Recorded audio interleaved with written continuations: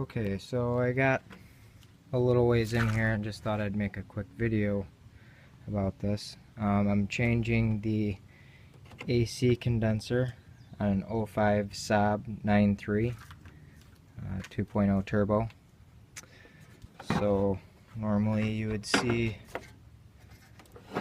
this piece in here. Took out various screws. One here, that's kind of the funny looking head there. Two of those, one on each side. And then various screws here, here, here. Same on the other side. One up here. Took out the screws for the headlights. Obviously the same thing goes for the other side. You'll have some little plastic clips that come in here. You just pull the center tab out like this, pull that out, and then you can pull this out, and when you go to put it in, you just shove it back in there and push that center down. That just mushrooms the head out on those. If you don't know how those work, they're pretty basic stuff. So then it was a little bit of jimmying to try to get this thing out of here. But there is also, I believe this is the horn that was hooked up in there. Just had to take a nut off from that so I can pull this up and out of the way. Alright, so I'm to this point here with getting the condenser out. You're going to have to remove a screw here, which is located right down here. Same on the other side, right here and right there. And then there is two hoses that connect to the condenser. The bottom one is easiest to get off.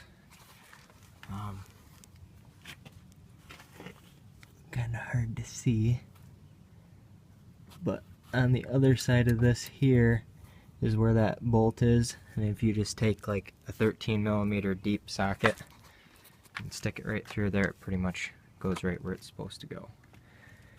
Alright, so I'm working on getting this last one. It's being a little bit of a pain. So what I did is I pulled the condenser out, obviously, as you can see, and I have it kind of sideways. And what I'm going to try to do is go up from the bottom with a socket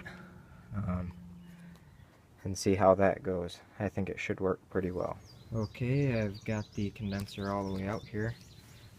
Definitely turning the condenser sideways in there like this. Like I showed you before, that's definitely the way to do it.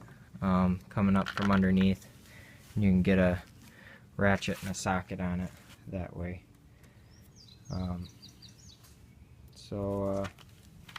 Now that it's out, you just got to put your new one back in there.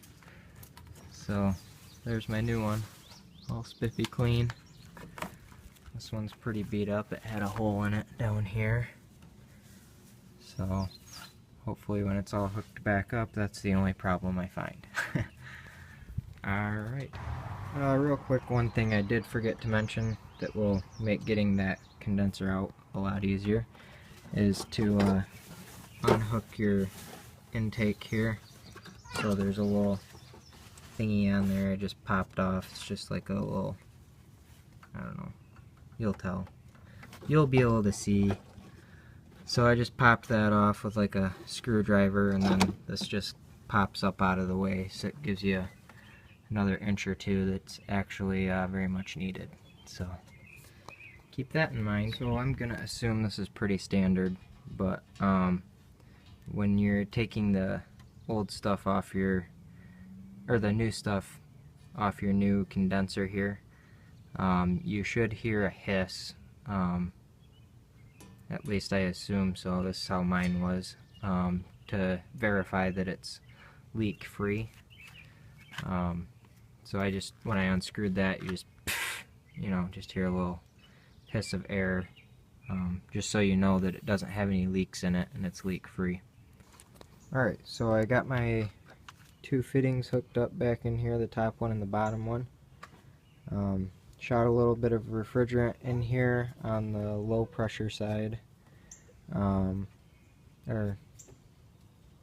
Yeah, the low pressure side, that's going to be your big hose, not the skinny one. The skinny one's high pressure.